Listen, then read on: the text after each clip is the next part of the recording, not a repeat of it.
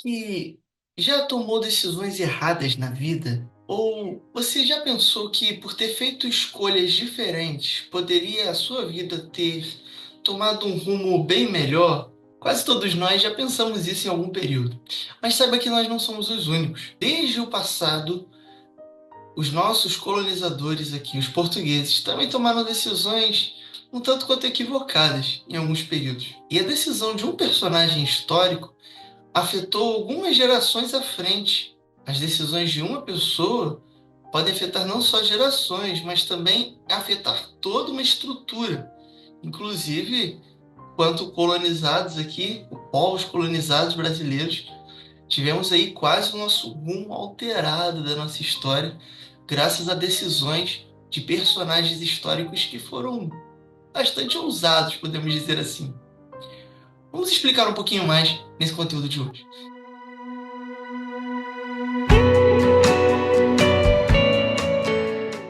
Meu nome é Matheus Fer, sou idealizador do canal Professor Fer, sou graduando em Letras, Português e Espanhol, e aqui comigo você aprende e vem entender como o poder da leitura é enriquecedor e nos ajuda também através da leitura, a conversarmos e entendermos aqui um pouquinho da história e ver como ela abre portas para nós. Bom, vamos falar um pouquinho então sobre o que estava acontecendo ali com os portugueses ainda no século XVI.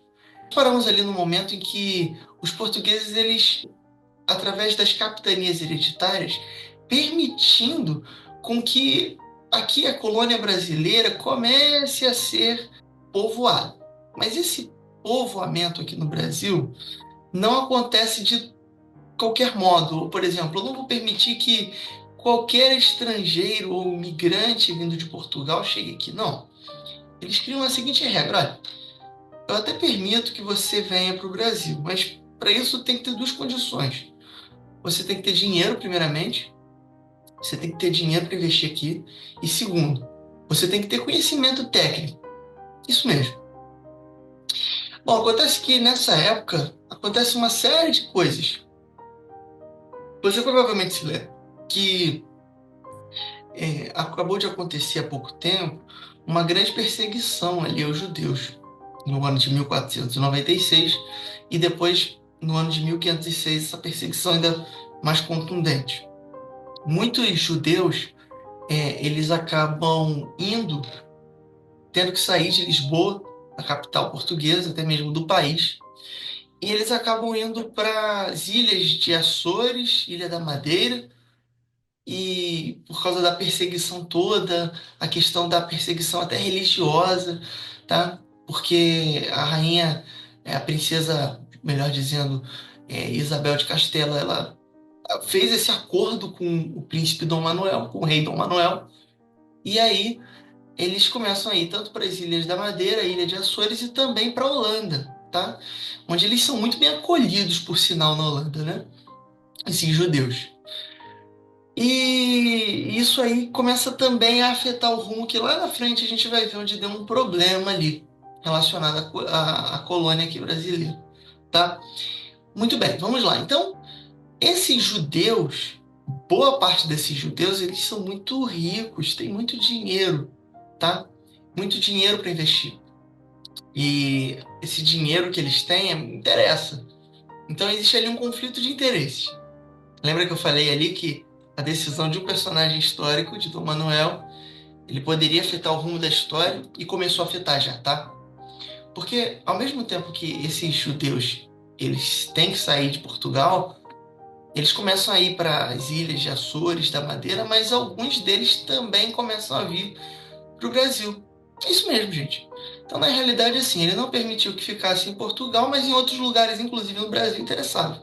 Claro, os caras têm dinheiro, os caras têm conhecimento técnico, e boa parte desses judeus, inclusive alguns deles, vêm da Holanda, tá? Boa parte deles vem da Holanda. Aqueles que haviam se exilado lá anos depois começam a vir da Holanda para cá, porque eles começam a aqui ter espaço para abrir negócios, começa a ter facilidades para entrar na colônia e começam a ocupar as terras aqui. Então, na realidade, os negócios aqui no Brasil vão ficando bastante rentáveis, digamos assim, né? Por quê? Porque os judeus começam a ocupar, boa parte judeus começam a ocupar aqui a colônia brasileira, outros são portugueses, mas portugueses que seriam ou da nobreza, da alta nobreza, tá? Ou até mesmo alguns navegadores que foram ficando aqui para explorar as terras e conhecer um pouco mais. O negócio, o tráfico de escravos começa a ficar bem forte nesse período. Por quê? Você tem ali a produção de açúcar através dos engenhos, tá? E à medida que vai expandindo os negócios ali para o interior, você começa a utilizar bastante ali do trabalho escravo, tá? O trabalho escravo ele fica bem acentuado nesse período. Inclusive, o livro ele faz uma referência dizendo que os escravos eles eram os pés e as mãos dos seus senhores.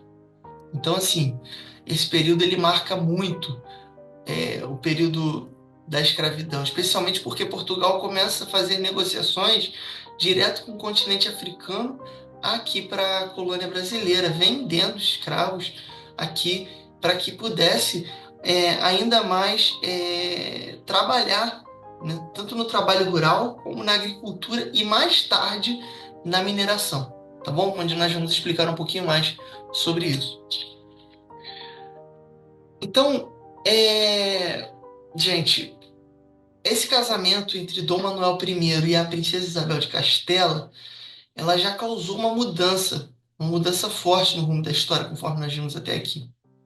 Mas além de causar essa mudança toda com relação aí aos judeus e tudo mais, essa mudança aí de decisões, ele também faz com que Portugal e a Espanha se aproximem, já que a princesa Isabel de Castela, ela é espanhola.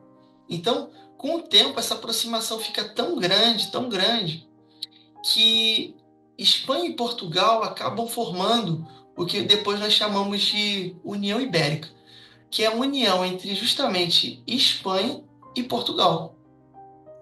Agora você imagina só, vamos conversar um pouquinho sobre isso. Até pouco tempo a gente estava falando aqui que a Espanha era um concorrente direto de Portugal, na questão até das navegações, de explorações de terras, de chegar primeiro no ouro, na mina de ouro. E agora os dois estão juntos, os dois se unem. O que você acha que iria acontecer ali? Bom, é verdade que você até pode pensar assim, bom, juntaram forças, né? Então pode se tornar um império muito forte, é verdade. Poderia mesmo. Só que há um jogo de interesses ali, porque as duas nações, os dois países, eles querem cada um puxar para o seu lado, certo? A nobreza de um lado, a nobreza portuguesa por um lado, a nobreza espanhola por outro, e eles começam ali com o tempo a ter problemas.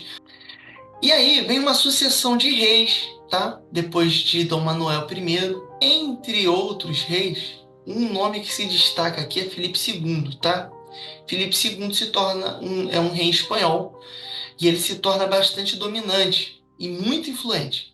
Até o livro faz uma citação que eu gostei, falando que Filipe II ele se torna um homem tão influente que se existisse a revista Forbes, uma revista aí onde mostra hoje, né, na atualidade, as pessoas mais influentes do mundo, ele com certeza seria a capa da revista Forbes, né? Isso porque Filipe II ele realmente desbanca na época os holandeses, tá? Ele tira de jogada boa parte ali dos holandeses que estavam interessados no Brasil. Inclusive, nessa época, ele acaba também tirando de jogo o rei de Marrocos também, que estava querendo tomar certas decisões relacionadas ao Brasil, tá? E ele fica sozinho no poder, tá? Ele fica sozinho. E aí, com relação aos holandeses, Filipe II, ele acaba, nessa época específica, desbancando totalmente os holandeses, especialmente os judeus que vieram da Holanda. Como assim? Nesse período da história, a Holanda ela está apoiando a reforma protestante, né? E aí esse movimento da reforma protestante, claro, não agrada a Igreja Católica, né? E então tem todo um movimento religioso. E Filipe II, na Espanha, ele apoia muito a Igreja Católica, claro. Inclusive lá o movimento da Inquisição já era bem forte, né? O movimento da Inquisição que visava até converter os judeus ao catolicismo. E depois, mais tarde, com a Contra-Reforma, também, como resposta da Igreja Católica à Reforma Protestante, que era muito presente na Holanda. Então ele consegue fazer o seguinte, gente: ele consegue tirar os judeus dos negócios. Basicamente é isso. Ele tira os judeus dos negócios aqui no Brasil. Os homens já estavam aí totalmente à vontade aqui no Brasil. Eles simplesmente tiram e ainda coloca eles sob maus olhos. Fala assim, olha só, vocês não têm que ficar aqui não, vocês vão sair daqui, tá? Especialmente pelo aspecto religioso. Ele faz com que eles fiquem com uma imagem ruim dos holandeses, tá? E a Igreja Católica, claro, apoia, já que ele era o rei. Até então, eles ganham força. Então, os judeus sefardistas, tá? Aqueles que estavam antes exilados na Holanda, que tinham muito dinheiro, poder, capital, eles não querem deixar barato. Claro, você tem aqui todo o seu negócio, e aí de repente você tem que sair de uma hora para outra, abandonar tudo. Eles não ficam felizes com essa situação. E eles invadem o Brasil, gente. Eles invadem o Brasil, tá? Procuram retomar a autonomia que tinham antes. E aí eles invadem duas regiões no Brasil, os holandeses em especial, né? A Bahia e depois o Recife, tá bom? Inclusive, a Holanda ela chega a colocar até um governante deles aqui, tá? Chamado Maurício de Nassau. Ele assume o poder holandês no Brasil. Sobre esse ponto, eu achei bem interessante o que diz o parágrafo, a página 30 do livro, falando sobre esse período aqui no Brasil. Olha só o que fala, ó.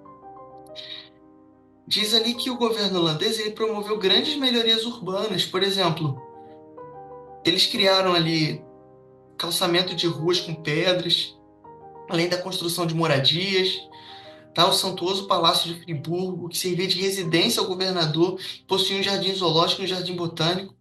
Além disso, a sua administração no período de 1637 a 1644 foi marcada pela preocupação com o desenvolvimento dos centros urbanos e a construção de canais para evitar inundações, além de construir pontes, escolas, teatros, hospitais, asilos, estradas e fortes. Além disso, ele permitiu o funcionamento de imprensa, criou bibliotecas, museus e um observatório astronômico, transformando o Recife na cidade mais desenvolvida do Brasil, em extremo contraste com a pobreza de outras cidades brasileiras. E aí eu deixo aqui agora para você uma reflexão. Se o Brasil tivesse sido governado pelos holandeses, será que o rumo da nossa história teria sido diferente? É uma reflexão que Marcos Costa deixa para a gente aqui nessa parte do livro. Porque a Holanda chega por um bom período a governar pelo menos o Recife ali e a Bahia, inclusive fazendo grandes melhorias. Isso é bem interessante. Aliás, falando sobre isso, não apenas os holandeses, os espanhóis também eram conhecidos por se preocupar também com a questão, outras questões além só do povoamento, da exploração das terras. Por exemplo, os espanhóis eles se preocuparam muito com a urbanização e a organização das cidades onde eles estavam. Eles fundaram diversas universidades ainda no século XVI, nas cidades onde eles conquistaram, por exemplo, em Lima e na Cidade do México. Então, assim, será que o rumo da história teria sido diferente? Não, não sabemos. Mas fica uma boa reflexão para nós, não é verdade? Bom, gente, e Portugal, na verdade, estava um pouco fora de jogo ali, né? Até esse momento. Filipe II está ali no poder, até por causa disso os holandeses entram aqui. Você vê que a situação está um pouquinho fora de controle, aparentemente, não é verdade? Então, Portugal, em 1640, ele meio que acorda, ele dá um estalo da situação que está acontecendo. Ele vê que a União Ibérica, na verdade, está sendo um tanto quanto catastrófica para eles. Eles estão perdendo muito. Estão perdendo poder, a verdade é essa, né? O comércio oriental também, para os portugueses, foi praticamente perdido, tá? Foi praticamente perdido nesse período. O Rio de Janeiro, ele acaba sendo até invadido por uma colônia francesa. Então, assim, Portugal está perdendo as forças, está perdendo o poder, estão invadindo as terras deles e eles estão deixando. Eles estão vendo que a União Ibérica não está sendo tão boa assim. E aí, gente, acaba vindo ali a restauração portuguesa, tá? Nesse período. E a restauração portuguesa, ela traz o Conselho Ultramarino. O que que o Conselho Ultramarino ele faz? Ele centraliza o poder português todo aqui. Novamente, os caras falam simplesmente assim, gente, eu vou tirar meu poder lá de Portugal e vou jogar tudo aqui no Brasil. Vou postar minhas fichas todas aqui. Era tudo ou nada, tá? Então Portugal fala assim, eu vou investir tudo aqui, vamos trazer o poder para cá, militar, poder da nobreza, monarquia e tudo mais, tá? E assim, nesse período, Portugal toma o poder, a força, tá? Ele volta, traz o poder dele todo para cá e muda tudo de novo na história. Muda tudo de novo. Como assim? Eles acabam restringindo o acesso aos estrangeiros no país e acaba monopolizando o comércio. Ele acaba com esse comércio livre que estava tendo aqui no Brasil, essa bagunça toda de estrangeiro, de holandês, de francês, de tudo, tá?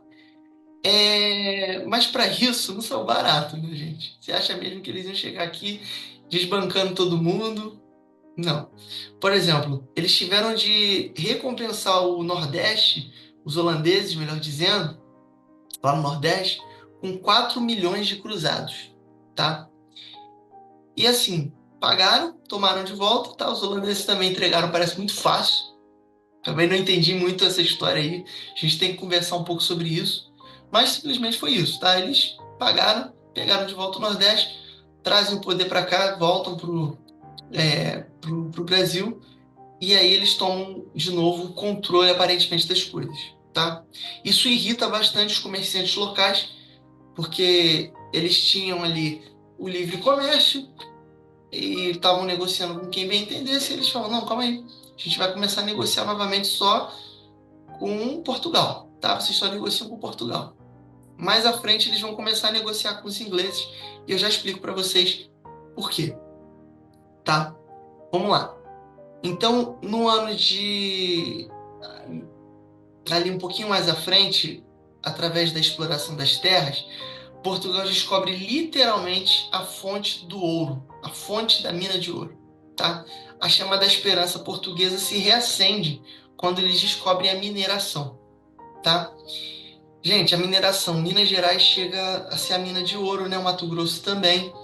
Começa a se descobrir ali o ouro no Brasil. E ali a chama da esperança se reacende, claro, porque agora eu achei o pote de ouro, agora eu negocio para o mundo todo, tá? Em 1720, Portugal chega a exportar para Lisboa cerca de 25 mil quilos de ouro, tá? E aí, nesse período, nesse momento da história, Portugal também está sendo tá com medo, a Europa toda está com medo de Napoleão Bonaparte. Napoleão Bonaparte na Europa está invadindo todos os países, está entrando em tudo quanto é lugar, está ameaçando entrar em Portugal, invadir Portugal. E aí Portugal começa a ficar pensativo. O que que eu faço, os portugueses, né? Mais exatamente, a coroa portuguesa. O que que eu faço? Tenho que fazer frente lá em Portugal e tenho que me preocupar com os negócios no Brasil, com, com os negócios aqui no Brasil. Lembrando que aqui no Brasil já tinha aqui um governo geral, já há algum tempo. E aí eles tinham que manter duas frentes, gente. Você imagina ter que manter duas frentes, né? Não é nada fácil. E aí sabe quando você tem aquele amiguinho que canta no seu ouvido aqui, olha, eu acho que você devia largar tudo para trás e ir lá pro Brasil, viu?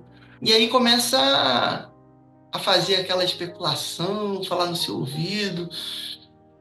Foi basicamente isso que aconteceu. E sabe quem foi esses amigos da coroa portuguesa que cantou no ouvido deles? Foram os ingleses, tá? Os ingleses chegaram e falaram assim, olha, larga tudo e vai pro Brasil. Vai pro Brasil de vez. Você já tá com tudo feito lá, larga tudo. E foi isso que aconteceu. Simplesmente a coroa portuguesa larga tudo para trás e vem pro Brasil com tudo, gente. Mais de 10 mil, todo mundo, nobreza, vem pro Brasil, escoltado pelos ingleses, inclusive. Os ingleses falam assim, olha, eu vou ajudar vocês, vou proteger vocês para ninguém atacar vocês. Lembrando que os ingleses também eram um dos grandes nomes das navegações, né? O poder ibérico deles era fortíssimo. Então eles escoltam os portugueses até o Brasil, tá? E essa relação, claro, essa ajuda faz com que mais uma vez Portugal se aproxime agora de outro amigo, que são os ingleses, tá? Só que essa ajuda teve um preço caro. Os ingleses falaram assim: olha só, ajudei vocês, mas também quero uma ajuda, né? Uma mão lava a outra. E aí simplesmente os ingleses eles começam a ter certas vantagens nos negócios. Enquanto que para os outros países se cobrava um valor de 24% no valor das exportações, os ingleses eles tinham só 15% de taxa. Isso aí faz com que praticamente o comércio com os ingleses fique muito forte, tá? Gente, esse período é marcado também aqui no Brasil por muitas revoltas, tá? A coroa portuguesa, ela, aqui no Brasil, quando ela vem de vez e ela começa a lucrar muito com os negócios da mineração, eles cobram taxas muito pesadas para quem está explorando as terras, né? Que eram chamado de, essas taxas eram chamadas de quinto, né? Era o quinto. E aí você tem aí a Inconfidência Mineira, né? Que foi a principal revolta dos brasileiros contra a colônia portuguesa, contra a coroa portuguesa, tá? Melhor falando, cobrando essas taxas altas, inclusive aí leva ao fim aí de Tiradentes, né? Tiradentes é um dos que acaba pagando pato, por assim dizer, porque causa essa revolta toda, tá? Ainda a descoberta do café. Em São Paulo, você tem o café aí como um produto muito forte, tá? Depois que o ouro começa, as minas começam a ser muito exploradas, o café começa a vir como algo muito forte. Ainda da época da mineração, você tem ali ainda a Revolução Pernambucana, que é um ponto que a gente não pode deixar de falar, que ela vem como uma revolta também a esse período, exigindo o fim da relação com os ingleses, porque os nordestinos ali, eles estão muito machucados ainda com a questão da saída dos holandeses, com a questão agora dos ingleses. Então, assim, eles exigem, eles pedem até independência, gente, lá no Nordeste, tá? A Revolução Pernambucana, ela vem com essa exigência, tá? A pressão aqui no Brasil fica muito forte contra a coroa inglesa, tá? Depois que Napoleão ele perde as forças lá na Europa e vê que na verdade ele não consegue conquistar Lisboa, é, Dom João I ele acaba voltando para as terras portuguesas, tá? O governo português fica dividido entre Brasil e Portugal. E fica uma pressão danada, gente. Você imagina a pressão entre empresários aqui do Brasil, grandes negociadores, entre os portugueses que estão lá em Portugal pedindo o fim desse poder lá, porque eles também estão insatisfeitos. A monarquia veio toda para cá, então você imagina a pressão que eles estavam sofrendo. E aí você também tem o início da Revolução Industrial na Inglaterra, tá? O capitalismo industrial crescendo e, e os ingleses explorando com toda a força possível a colônia brasileira, tá? O resultado disso, gente, é que o Brasil ele fica sendo cada vez mais explorado, atrasado no tempo, porque a Europa está indo para um rumo já do capitalismo industrial, enquanto que o Brasil fica no capitalismo comercial, só mandando matéria-prima para a Europa, a gente exportando muito para os ingleses. O Brasil é equiparado, ele para no tempo, tá? Porque a coroa portuguesa fica nessa divisão, como eu falei, lá em Portugal tendo a Revolução Liberal pedindo o fim da monarquia, do poder, Dom João tendo que voltar. Dom Pedro aqui, ele fica pressionado, muito pressionado, tendo aí a independência do Brasil sob fortes, até com brado retumbante no Ipiranga, né? Porque os brasileiros estavam pedindo independência, acabam pedindo independência de Portugal. E aí você tem aí o fim da, do poder português de forma direta, de Portugal direto, e aqui no Brasil, Dom Pedro ele acaba sendo muito pressionado e acaba mantendo aí, ou declarando a independência. A gente termina aqui a página 42 do livro O Brasil para quem tem pressa, falando dessa dívida que o Brasil ele assume com os ingleses, tá? Podemos dizer que ganhamos independência, entre aspas, de Portugal. Mas, por outro lado, ficamos com uma dívida enorme com os ingleses, tá? Ele termina assim, falando: o dinheiro emprestado ao Brasil pela Inglaterra, né, ele se torna muito alto. Alguns empréstimos foram realizados. Em 1825, 3 milhões de libras. Em 1829, 400 mil. Em 1852, 1.052 milhão, né? 1 milhão e 52 de empréstimo. Todos os empréstimos tomados junto aos bancos ingleses, tá? Então é assim que a gente termina. Ele fala assim: pode-se dizer que o Brasil se livrou dos portugueses, mas caiu na garra dos ingleses. Então é assim que terminamos a página 42 do nosso livro, tá bom? Fica aí mais uma vez a reflexão. Será que o rumo da história poderia ter sido diferente? Por que será que tivemos tantos entraves, tantas indas e vindas, decisões erradas, decisões equivocadas, falta de interesse na urbanização, no crescimento talvez industrial no período? Nós vamos ver na parte 3, na próxima parte, quem é que vai começar a trazer as primeiras indústrias para o Brasil de fato. Mas será que, enquanto não estamos trabalhando, não podemos investir na educação também? Com certeza faz muita diferença, não é mesmo? Inclusive, eu aproveito esse momento para dizer o seguinte, gente. Enquanto a gente trabalha, nós temos que investir na educação, isso pessoal.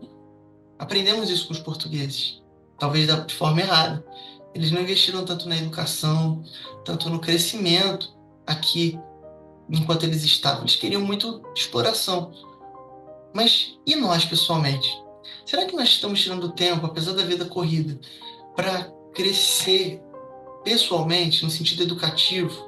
Não é fácil, mas vale a pena, gente. A educação, ela sempre te recompensa. Nunca se esqueça disso. Na parte 3, nós vamos aprender um pouquinho mais sobre o andamento dessa história e você vai vir comigo. Até a próxima. Tchau, tchau.